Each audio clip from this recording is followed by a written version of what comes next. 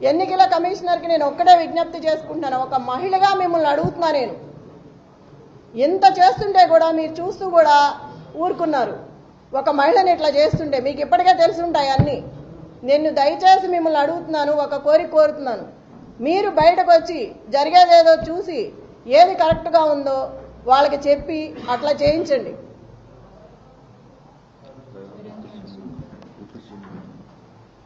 ఈ బట్టి విక్రమార్క మొత్తం జూబ్లీ హిల్స్ అంతా రౌండ్లు వేస్తున్నాడు, అవసరం ఏంటి?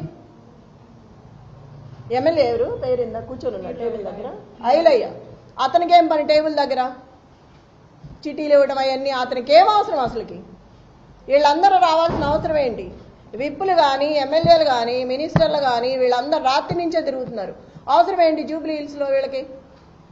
లోకల్ నాన్ లోకల్ మాట్లాడుతున్నారు. మరి రజియా ఇంటికి వెళ్ళి బోరుబండ్లో సైట్ 3లో ఆ అమ్మాయి కూర్చుందని గట్టిగా మాట్లాడుతుందని ఇంటికి వెళ్ళి గొడవ చేశారు రౌడీలాగా పోలీసులు. ఆ అమ్మాయి మీద కూడా గొడవ చేశారు కూర్చోవద్దని. టేబుల్స్ ఇవ్వట్లా, కుర్చీలు ఇవ్వట్లేదు. ఆ టేబుల్స్ తీసుకొచ్చి పోలీసులు సందు చివర 3 అడ్డం పెట్టుకున్నారు. అవి ఎవరికి అవసరం? వాళ్ళ దగ్గర లాక్కొచ్చి మీరు ఎందుకు వేసుకోవాలి? ఆ కుర్చీలన్నీ విసిరేసి వాళ్ళు ఎట్లా కూర్చుంటారు? నైట్ అవుతుందో ఎంత టైం అవుతుందో తెలియదు. మహిళలు ఉన్నారు, ప్రెగ్నెన్సీ ఉన్నారు. అక్కడ అంతమంది జనాన్ని భయపెట్టి టేబుల్స్ తెచ్చి బయటకు వేసుకోవాల్సిన అవసరం ఏంటి?